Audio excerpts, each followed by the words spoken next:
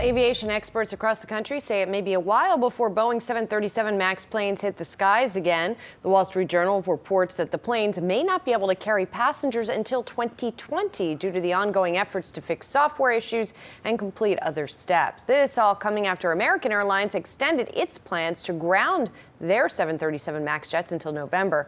Yahoo Finances Alexis Keenan joins us from the newsroom with more. So all of this is fairly speculative, but it seems reasonable given the challenges that Boeing has.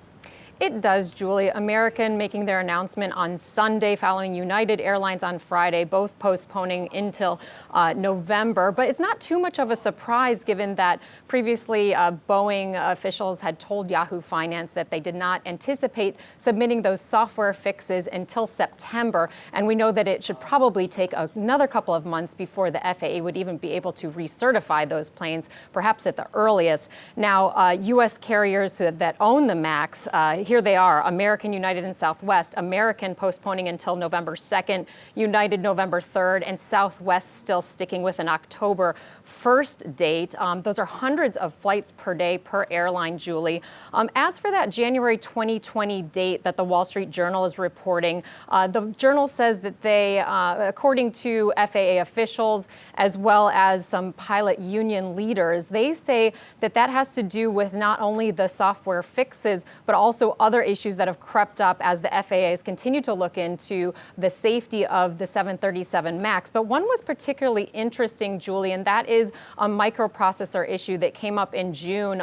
Test pilots from the FAA, they said they were not able to get the plane to act correctly in a rare emergency situation that had to do with an electronic chip within the plane, supposedly unrelated to MCAS.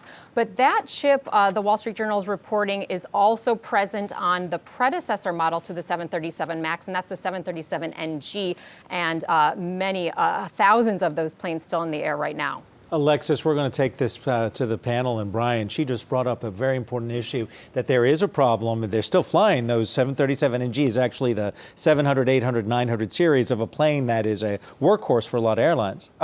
You really get in this sense that Boeing has descended into some form of chaos here. And it's not just going to be enough for them to come out and rebrand the plane. Do they need to come out with an entirely new plane? Secondarily, what do you do with the planes that have been grounded now for months? They are absorbing some form of wear and tear by just sitting there. Ultimately, this continues to be a big win for Airbus, not only for the rest of this year, at least the next 5 years. Yeah, I mean, boy, we didn't anticipate it was going to be this bad, I guess, but it is this bad.